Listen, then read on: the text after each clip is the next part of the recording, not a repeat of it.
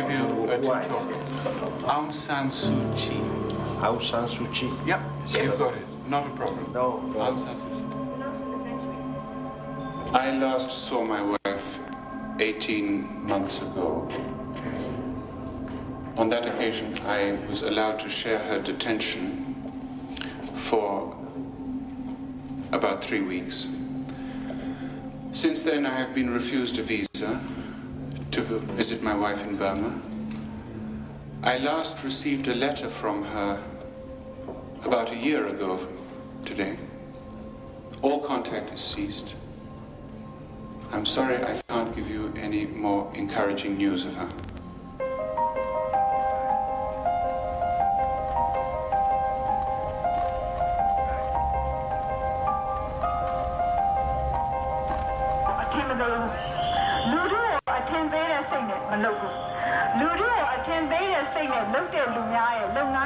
There was a time when Aung San Suu Kyi gave inspired speeches to the crowd from the garden wall of her home in Rangoon. Since 1988, she's been recognized worldwide as a sublime icon of the non-violent struggle for democracy in Burma. But she soon became a threat to the Burmese regime. And since 1989, Aung San Suu Kyi has been in and out of house arrest, confined for more than 15 years in her home. Political prisoners, they get terribly politicized. I think I became more political after I was put under house arrest than before. Because once I was under house arrest, I became totally a political animal. Because this was my whole existence. I was under house arrest because of my politics. So politics became my whole life. But there was also a time in her life before politics.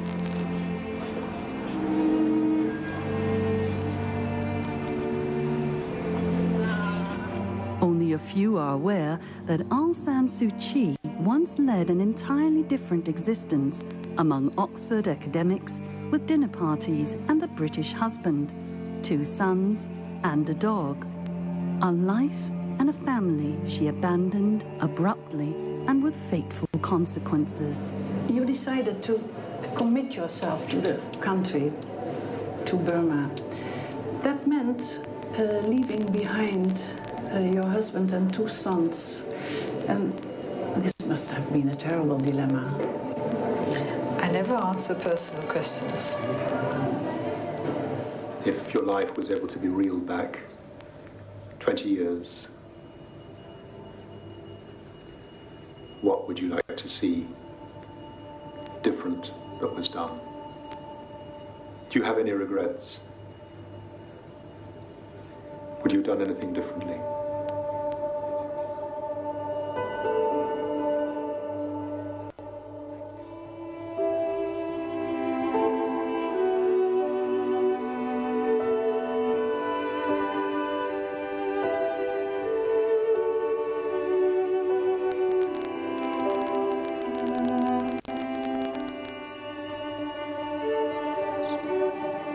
Through this gateway here.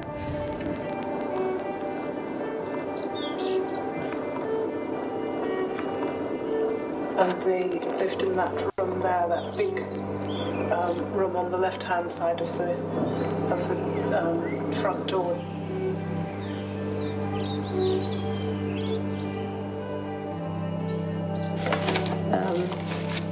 I mean, look at all these letters. Dearest Dee Dee, yes, that's right. Oh. She called me Dee Dee. Sue and Michael's wedding. These are the acceptances. Lots of love. She was always very crisp and sort of tightly put together, you know. Her skirts were tied tightly around her. She was wearing these beautiful Burmese kind of silk blouse and sarong, you know, that was sort of wound around her beautiful little figure. She was very dainty, very graceful. Her hair was very nicely pulled back in a high ponytail and with a heavy fringe. Jet black hair and, you know, and some sort of ponytail, something with a flower behind her ear. And she was like something out of a fairy tale, you know, an Oriental princess or something. And she moved like an Oriental princess. She was very self-conscious, very conscious, I think, of her graces. You know, there's something about Sue which is sort of not ethereal, because she's very down to earth, but she's sort of noli me tangere, you know, don't touch me. Whereas for Michael, it was very much, he was very touchable. He was a great academic, a Tibetologist. Well, you know from his writings that he started when he was a boy with this fascination for Southeast Asia. A wonderful academic. I mean, his books on Tibet and Himalayan Buddhism, all of them fine works of scholarship. So he was, yeah, there was part of him which was an Edwardian gentleman, there was part of him which was an Oxford Don, there was part of him which was just full of fun and perceptiveness. That intelligence and that determination is reflected in his character just as much as it is in Sue's. So they were naturally attracted to one another. Oh dear.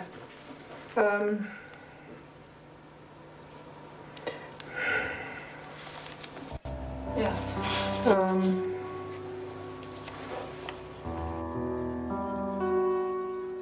But one man loved the pilgrim soul in you, and loved the sorrows of your changing face.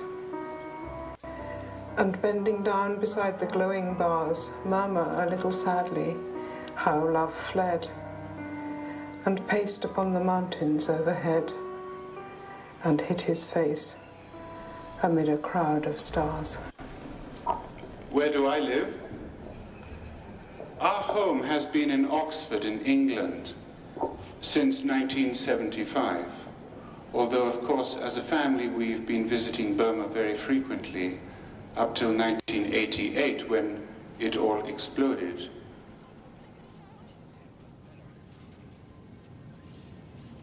I was 20 and she was 19, and we had both come up to Oxford, and we were at an all-women's college called St Hugh's, which was rather old-fashioned. This was the mid-60s.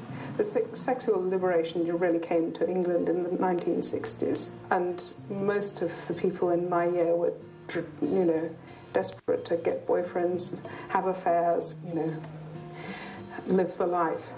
We were a kind of international group of friends, and one of the English girls was saying, "But Sue, you must want to have an affair, you must want a lover." And she said, "No, absolutely not, you know, I want to be a virgin when I marry my husband." And one of them must have said, you know, "Well, so what do you do now?" And she said, "Well, I go to bed and I hug my pillow." And this was, so she was very different from the common English mode of people of our generation then. Yes, I suppose compared to a lot of Westerners, I'm straight-laced, and perhaps also compared to a lot of Burmese too, we were brought up rather strictly, because my mother was a disciplinarian. I have a sort of half memory that her mother was quite strict with her.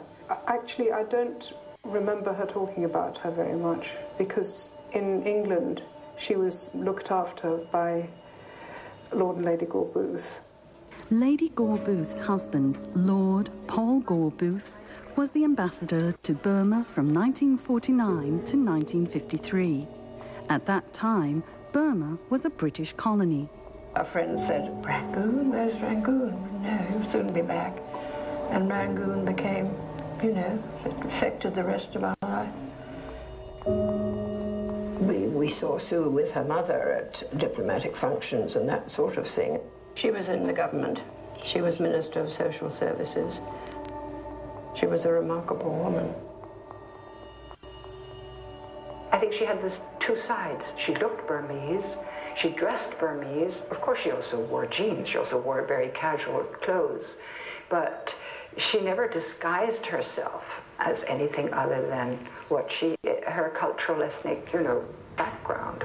Burma is my country. For example, I never even thought of the possibility of taking up British citizenship. It was something that never occurred to me. I was born Burmese, and as far as I was concerned, I would be Burmese until the end of my life. Although, mind you, I don't think I was really born a Burmese citizen as such, because Burma was not independent at the time I was born.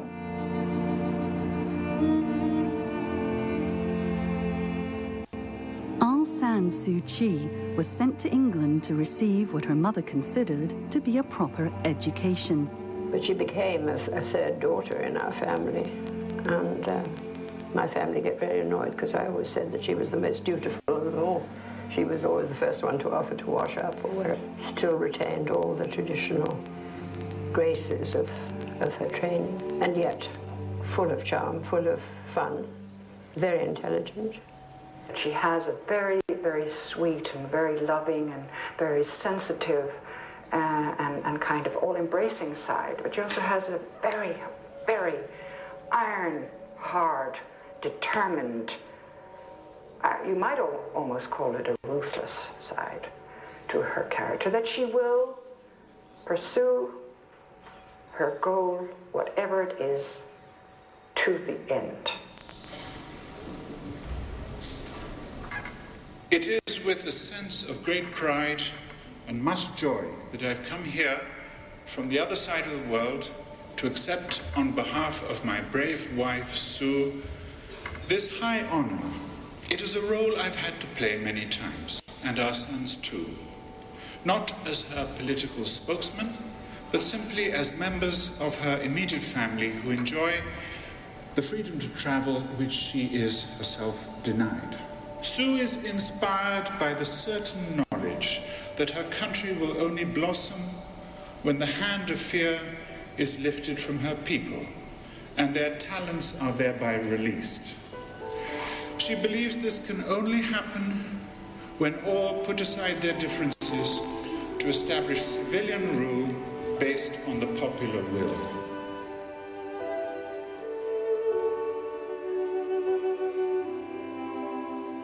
If one reflects, she did have a feeling of mission, I think, about Burma from quite early on. And it was in spite of that mission, feeling of mission, that she decided to marry somebody she loved.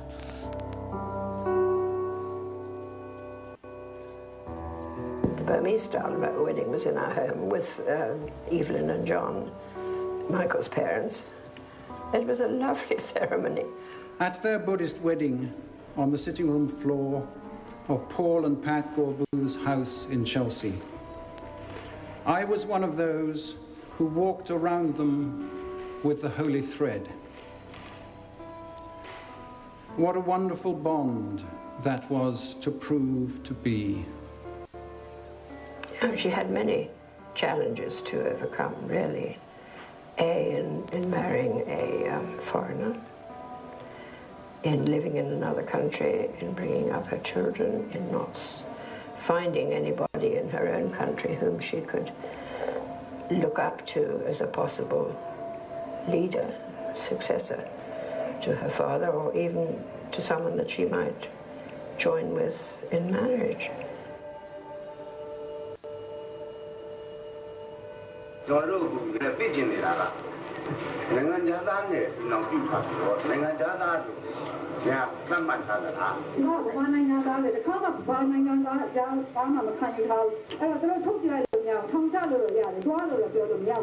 It takes courage to rebel, and perhaps she was saying to her mother, well, this is my choice, and you know whether you like it or not. They complemented each other, and you know, it was a marriage made in heaven. Not because it was all roses, because it wasn't. It was a very rocky road.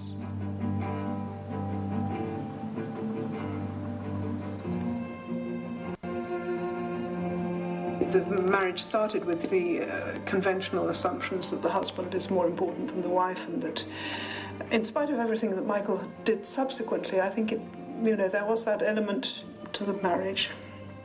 She used to tell me also about, the strains in their relationship, because all women complain about their husbands to their best friends, don't they? And it's the safe way of doing it. And of course there were strains, because he had his own career to pursue. When Michael was establishing his reputation as a Tibetan scholar, and Sue was living to the full her role as housewife and mother. Ironing Michael's socks, I recall, as a particular manifestation of the former role. It was an activity she performed with pride and a certain defiance of her more feminist friends. I don't think either of the babies were easy. It was a very tense time for Sue, because Michael was trying to finish his doctoral thesis, and she was having all this trouble with Kim trying to feed him and not being able to. I still have this visual memory of her in wintertime in her flat in Oxford, a big room with the lights low, the curtains drawn, it's wintertime, it's dark, and she's kneeling on the carpet with warm oil and massaging this baby. It was a very... It was a sensible and intelligent and tender thing to be doing to make up for what she wasn't able to do. The early first 15 years of their marriage, it was all Michael. Michael was the fellow of St. Antony's, he was the fellow of St. John's. He was a great scholar of Bhutanese and Himalayan Buddhism. He was the biographer of the 13th Dalai Lama. He was the breadwinner. He was the core of that marriage. And Sue was, she was the helpmate. She was the North Oxford housewife. She was the person who, was her father's daughter, but yet transmogrified into this North Oxford inheritance. And he was a serious scholar, absolutely. But it was not the thing that I think she thought was, wonderful and to be admired. No. She didn't talk about it in those terms.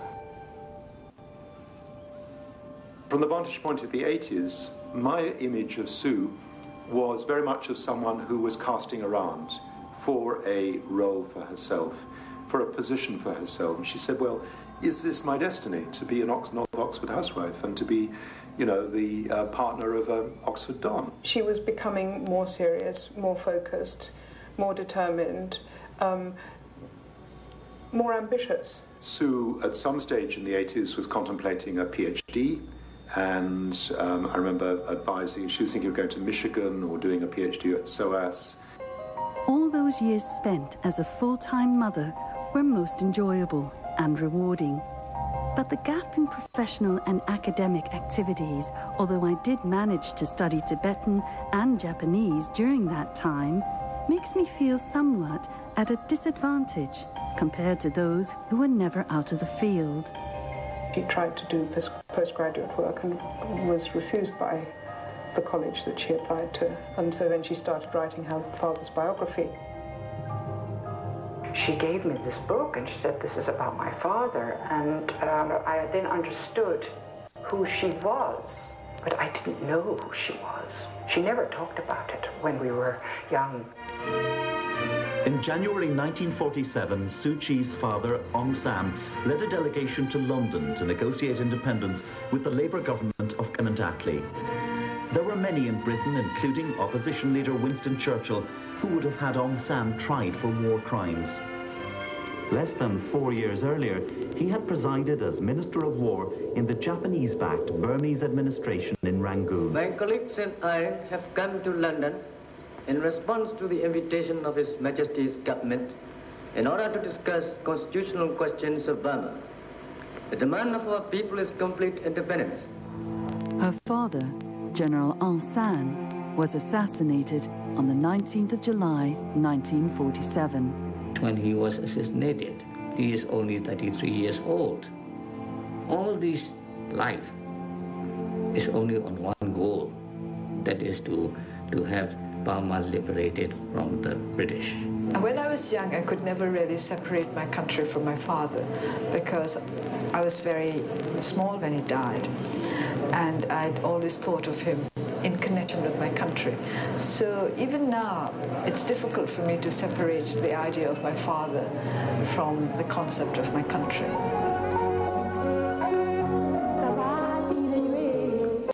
I don't think I had the feeling that I had to walk in his footsteps, but at the same time, I have felt that because he was so young at the time he died, and there were so many things that he left unfinished, that if ever the opportunity arose, I would like to finish his work for him, out of love. I think that she was impatient. She wanted to create a life of her own where she felt that she was being useful and fulfilled, and also a life that related to Burma. You know, this was important to her.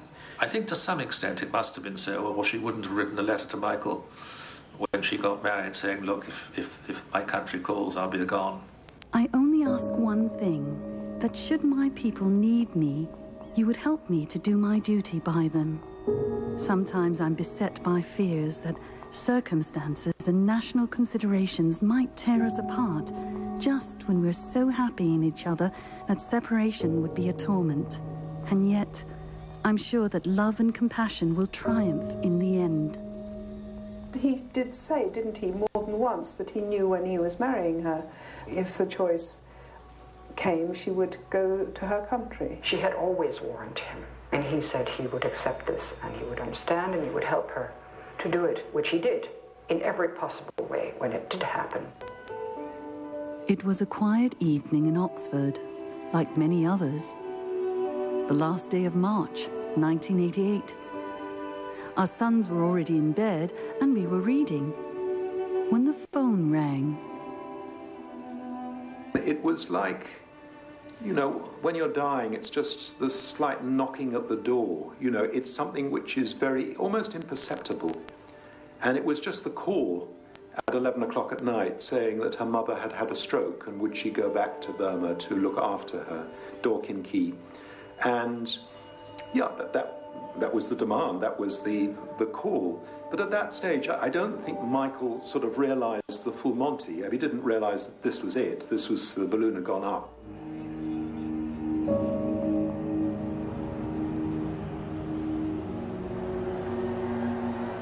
She fell into it in the sense that she had that background, she had that heritage. But that heritage would not, I think, have determined her destiny if it hadn't been that there was a series of events that coincided when she went to visit her mother. After I arrived in June, there was more trouble at the university. And then, of course, August, you know about August, when the whole country rose up. During the troubles, for most of the time, she was in the hospital with her mother. You see, she didn't really come out. Michael, I saw. I can't remember exactly when he turned up, but he was out there by the time the August demonstrations really got going.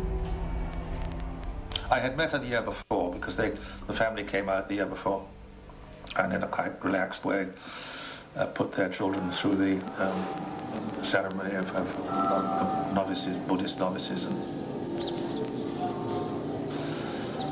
and she was cool and elegant and not political at that point. There was no sign of her entering into politics. Her mother was still alive. So the transition was very extraordinary, really.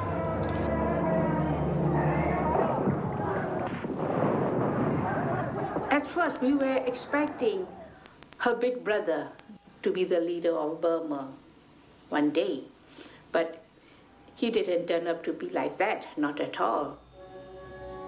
She has a brother who was a bit of a ne'er-do-well, and I think lives in America and is really on the side of the government, and I suspect is jealous of his sister. Aung San Suu Kyi emerged, not quite sure what to do to begin with, but then she did emerge as the leader of the democratic movement. The first major big speech when she burst out was at the Choi Pagoda. I didn't go because again, I think I didn't want to give too much of an impression of being that she had the British behind her. There was a big crowd. I've never seen such a big crowd before in my life. The people were seething with this desire for democracy, desire for human rights. This is when I came into the movement.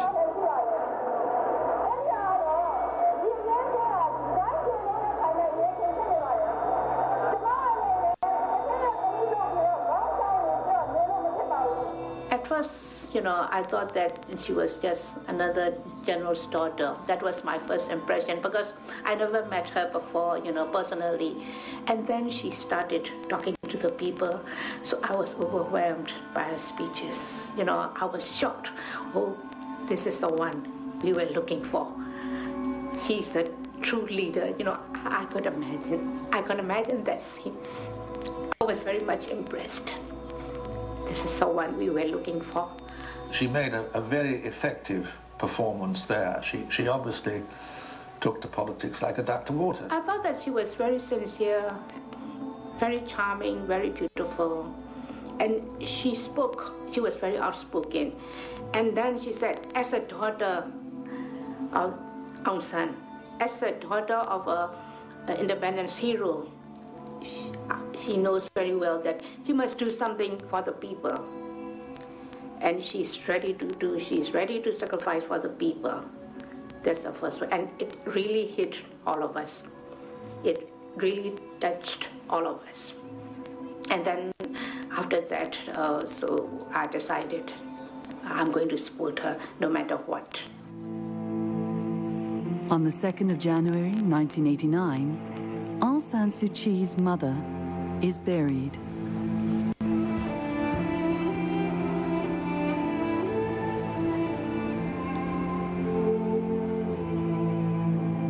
Your mother died, and you stayed. Yes, because by that time I had another family here, the family with whom I worked, my colleagues. And I think for Michael in those early stages, the knock at the door, the telephone call at 11 o'clock at night, the call back to Burma, and then Maelstrom of 88 and then 89, I don't think he realized quite what that Calvary was going to be, that long Saharan sort of crossing, because it started sotto voce and then it became sort of glorious technicolor. After the troubles were over, the Burmese government surprisingly said, right, you can have elections and you can have them in 2 years' time, and but you're not allowed to do any serious electioneering. She paid no attention to that and was nearly shot when she went and made speeches out in the country. And then there was this adoration of these people, these expectations.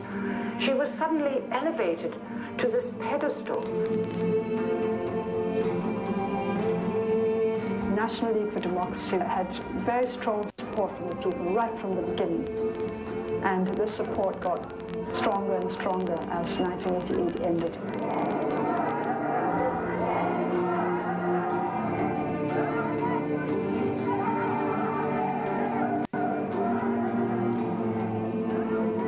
Suddenly, what had seemed impossible was going to be possible, and it went on, because in the late May of 1990, you had that 80% constituency vote for the NLD. When the Stork found that things had not gone the way they thought, they would not honor the results of the elections.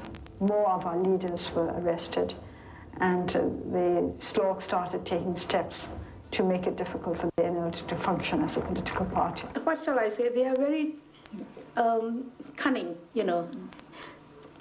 in blocking her.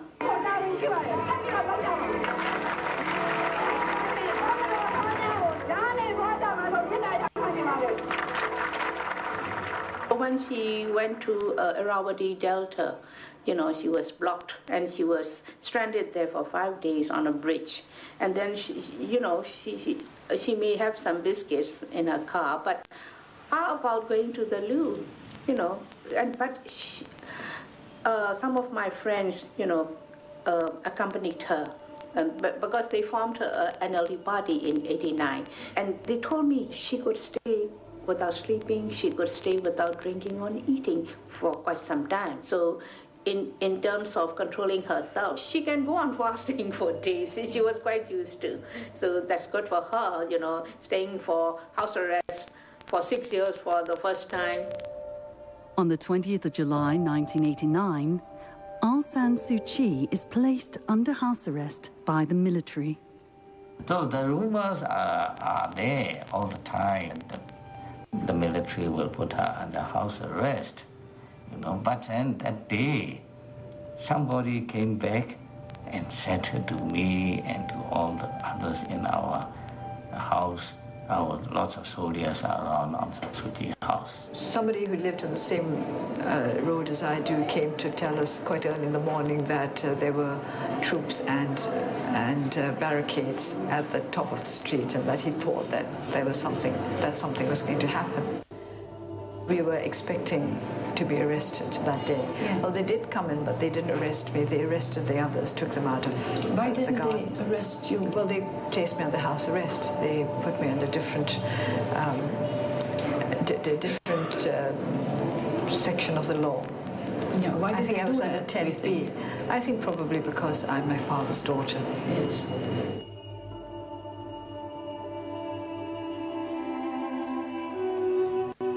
In the quiet land, no one can tell. If there's someone who is listening for secrets, they can sell.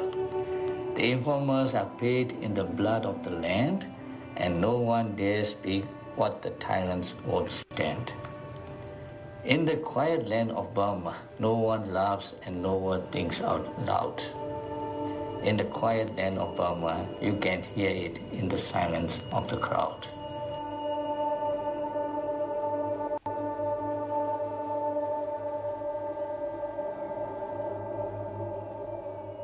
I was allowed to see Michael off at the airport, where he had a very small military intelligence minder out there, and we were up there, and he said to me when we were speaking, he said, "Speak down a bit, because he's not a bad fellow, and he needs to report what we've said."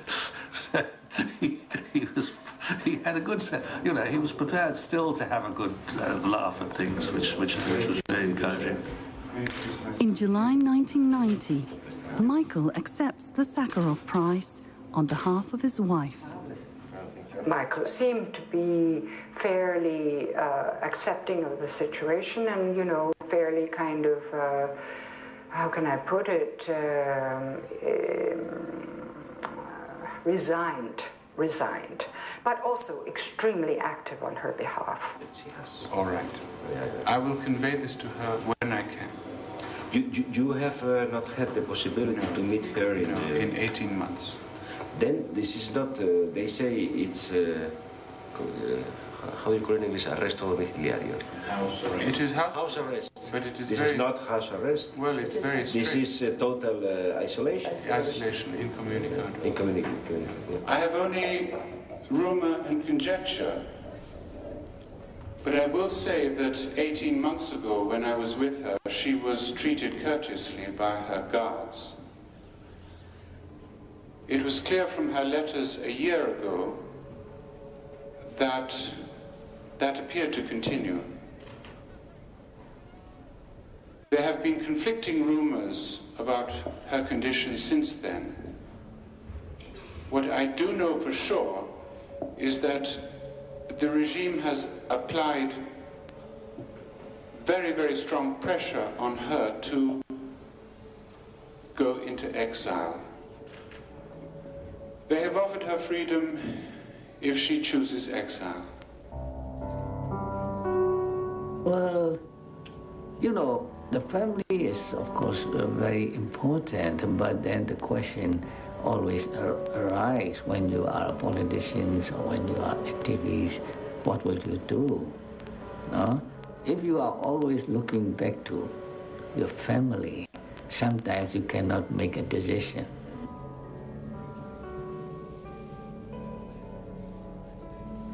In the beginning, I did write to my family. Of course, the letters were censored. They all had to be sent through the authorities, and they would write back. But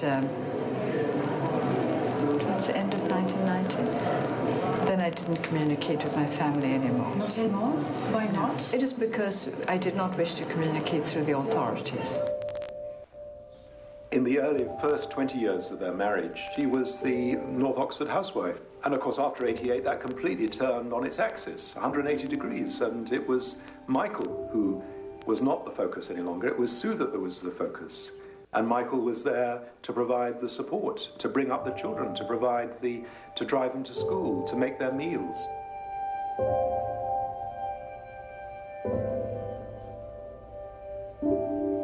The young one was only 12, and he had to be put into boarding school. So, of course, naturally, I worried about these things. Yes. But then I would always remind myself that the families of my colleagues were far worse off, because those of my colleagues who were put in prison in Burma, their families were also insecure.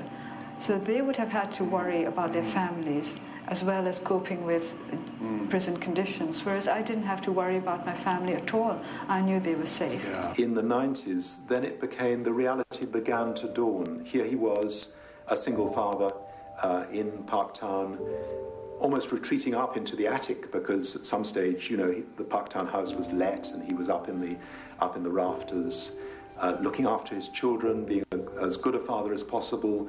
The tides of Burma lapping to the door of Parktown, faxes and messages and requests for interviews, press releases, doing what he could. Well, Michael was absolutely devoted to her cause. I mean, he spent an enormous amount of time lobbying for her discreetly and sometimes not so discreetly. He told me once that she told him she wanted him to lay off a bit because, he was becoming too prominent, and he was offering himself as a target to the government, saying that, she was a British stooge. That was always something that she had to beware of. How will you describe the situation in Burma today? That is very difficult for me to do. Firstly, because I'm not there and have no contact with Burma. There's almost no news coming out of Burma. Secondly, what little I do know, it's better, honestly, for me not to say too much. The situation is critical. There is much talk of human rights abuse. If I make comments upon the situation, it will all rebound on my wife. It will not improve my chances of seeing her again. As the Javanese say, tutpuri andayani, to follow behind and serve, as a good woman should do in terms of a marriage in the Javanese context. I think that was for Michael in reverse. That was what he was doing. He was following behind and serving, but in an incredibly discreet and subtle and effective fashion.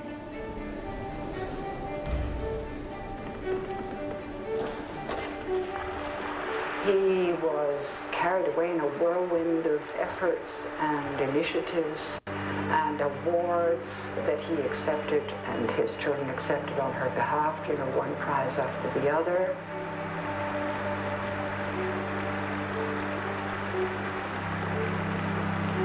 Alexander had just finished his school. He was around 18. He seemed kind of sad, like a very sad boy. Kim was more active and lively and sort of, but slightly restless. I will now call upon Michael, Alexander and Kim Aris to come forward to receive the gold medal and the diploma on behalf of their wife and mother, the Nobel Peace Prize laureate 1991, Aung San Suu Kyi.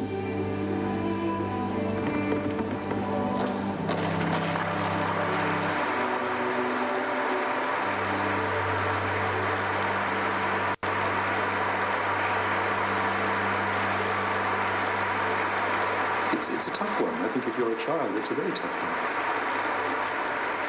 If a parent dies, that's one thing, but if a parent dies and then is transmogrified into a sort of modern-day Joan of Arc, that's quite another thing, and she was the Joan of Arc for modern Burma. And it was a difficult one, because you're living with a mother who is still alive, but yet unreachable.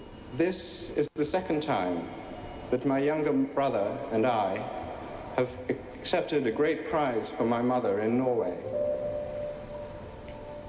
The impact on the children, I think, was of considerable emotional cost and emotional turmoil to them as young adults growing up, buffeted by the winds of this particular calling. Michael was a very good father and kept the family close and looked after them very well. It was always a close family. Fortunately, I mean, it must have been very difficult for them not to have Sue, though they have been there, haven't they, more than once.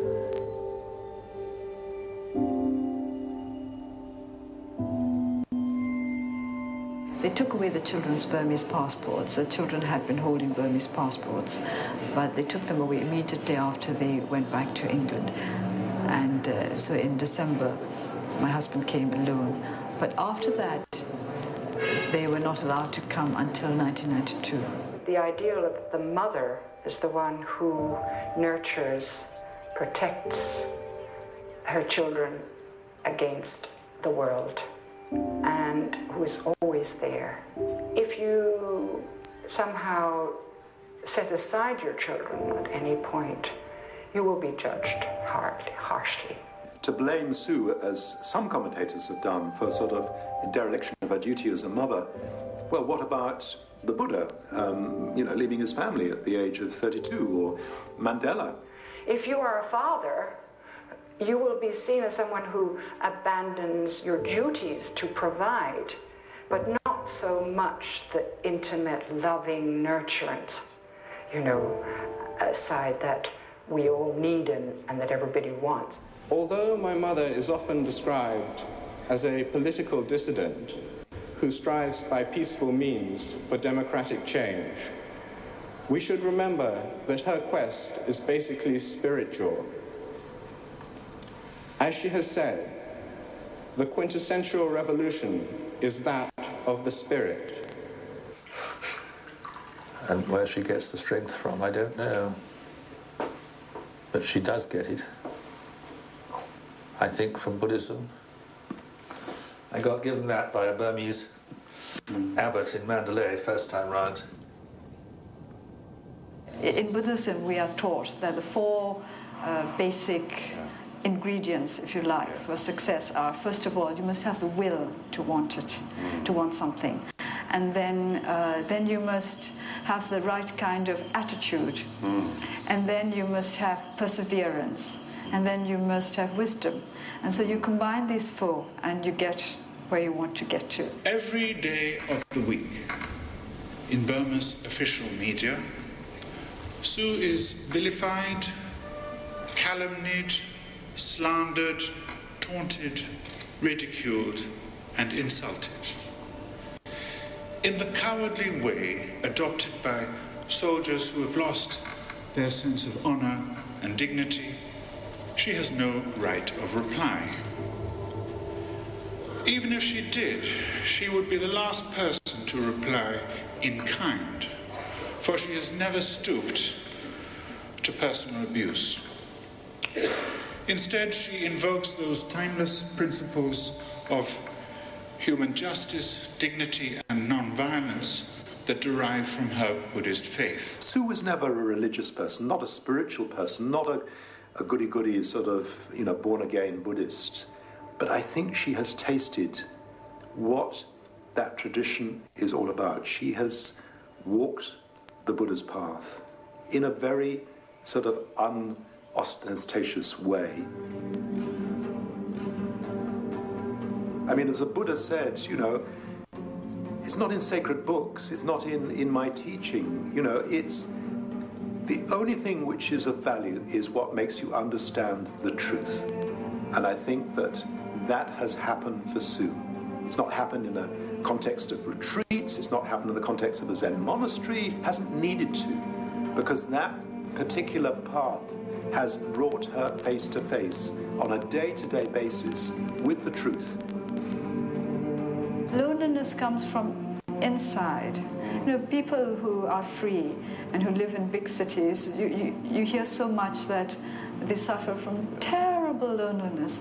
So I think loneliness comes from inside.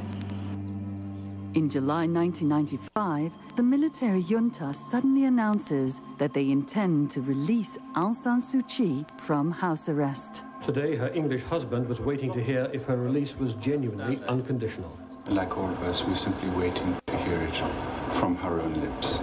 In the meantime, of course, we have a great deal of hope that the situation will finally unlock. On Monday, when I knew I was going to be free, I didn't know what to think. I thought, I'm going to be free. But once I'd met my colleagues, I was very, very happy. The first person I saw after I was free was Uchimam, who led our party to victory in 1990, and his wife. And the moment I saw them, then I was really happy. But before that, I didn't know what to think. I just thought, well, I'm going to be free. This means I'm going to have to work a lot harder.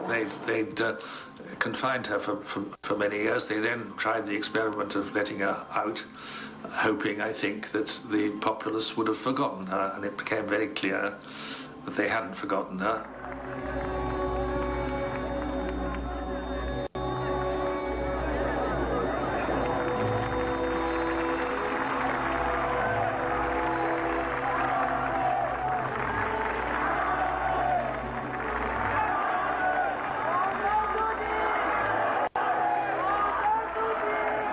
In particular, in an atmosphere of really pretty well total suppression of liberty, to have this phenomenon of Suu Kyi leaning over her garden wall and making speeches to a large crowd who laughed at her jokes and so on, even if she didn't attack the government.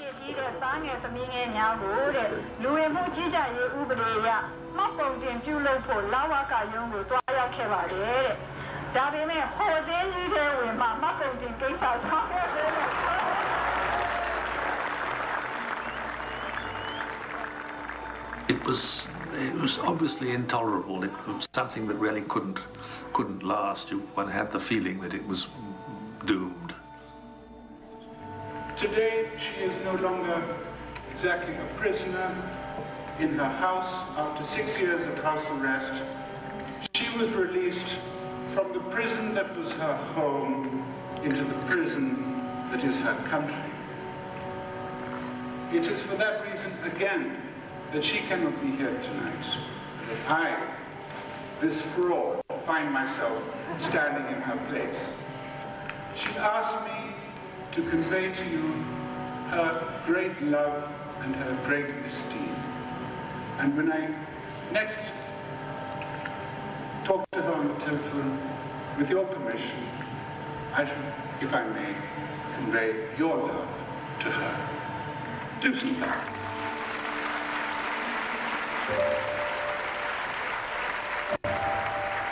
From 1995 and onwards, all Michael's requests for a visa to Burma were denied by the military government.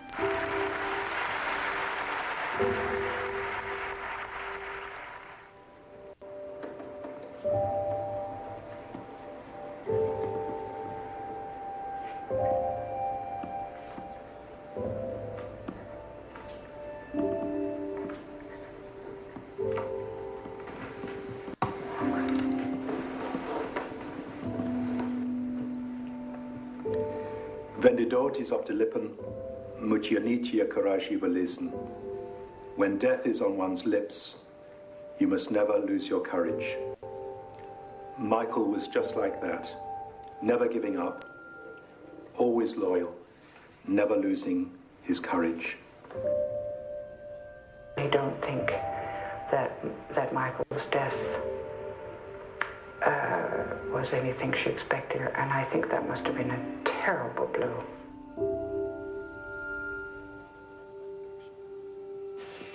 She rang me up and said, do something.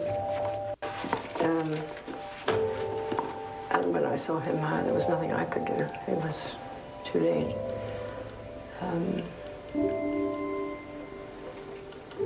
I think he shouldn't have died. I think he... Well, I first knew that Michael was sick in January of 1999. He'd come back, I think, from a holiday or a visit, and he got in touch with me to say, Peter, I've got two pieces of news for you. One is I have cancer, and the other is I'm going to beat it. you know, I'm going to be able to survive. I'm going to be okay.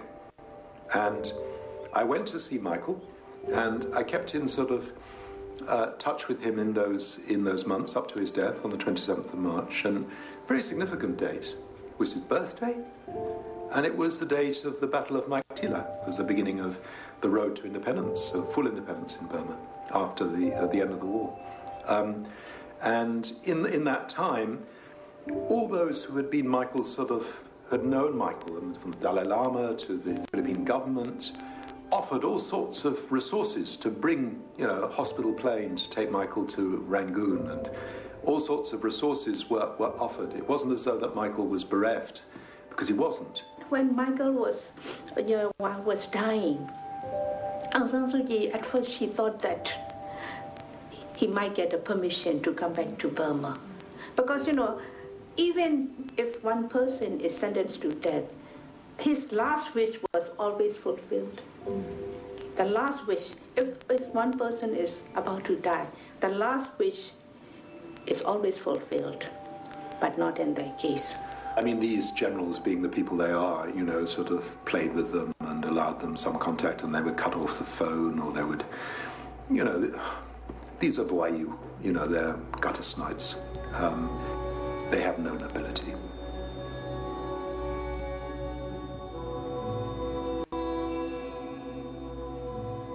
She couldn't leave. If she had left, she wouldn't have been allowed back. It couldn't have been a more sort of absolute moment to put a decision like that to her. And Michael certainly wasn't going to ask Sue to go down the other path, to actually come out and to be with him, because that would have been an abnegation of everything that he had struggled for, they'd both struggled for. When he died, she lost her main knight in shining armor, the one who was defending and fighting for her, trying to slay the dragon for her.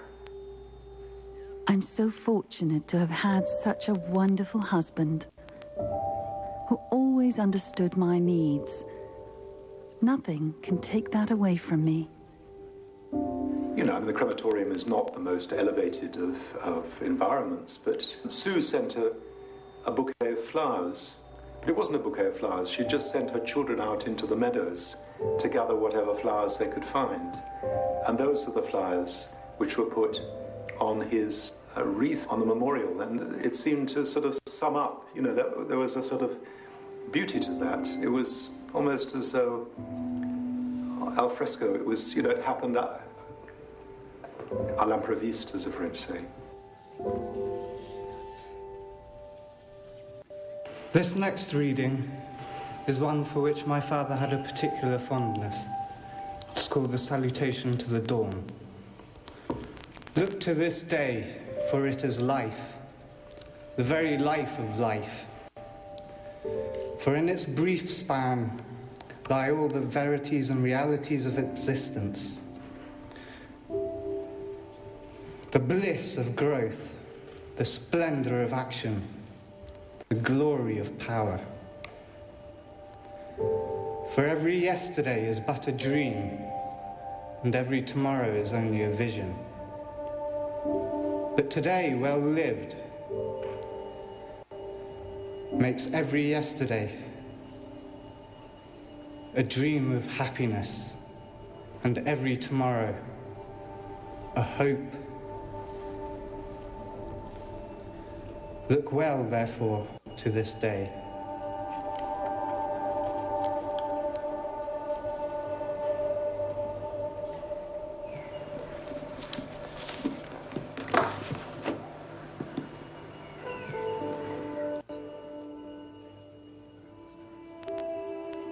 The pilgrim soul is this sense of somebody who will walk the journey that they have to go.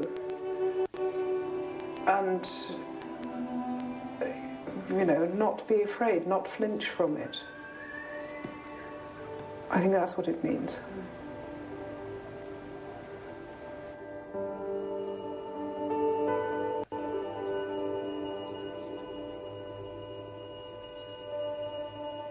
I think they probably both put the role they were playing with Burma ahead of of their children. I mean, how could they not do that?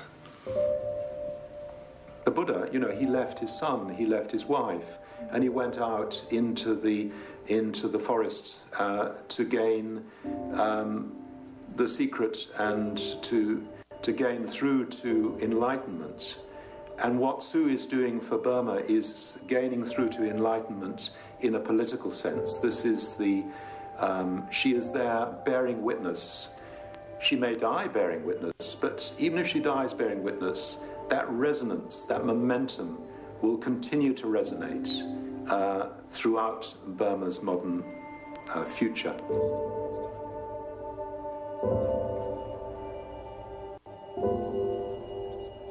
She said that she would consider leaving under 4 conditions. She laid down 4 conditions. The first of these conditions was the release of all political prisoners in Burma. The second condition was a transfer of power to the elected civilian government. The third condition was that she demanded 50 minutes on radio and on television. And the fourth of her demands was that she would walk to the airport. There was no response.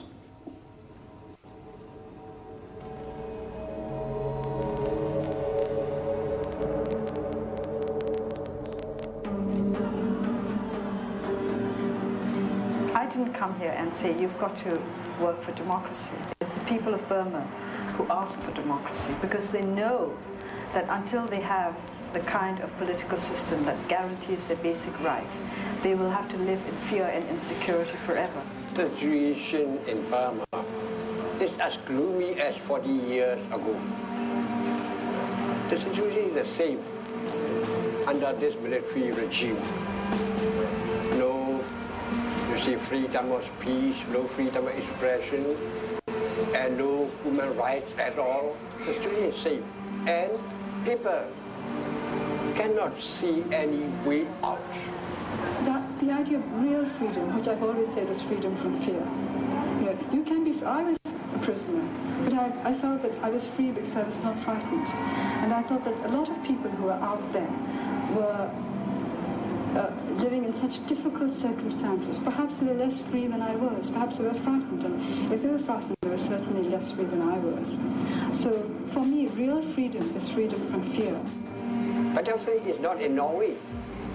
Battlefield is not in America. Battlefield is in Rangoon. A fighter must be in the battlefield. She is not only the fighter, she is the commander. So she must stay with our forces. Nothing comes free. And if you want something that is valuable, then you have to make payment accordingly. She sacrificed his whole family. That is a very, very, you see, precious value of Aung San Suu Kyi.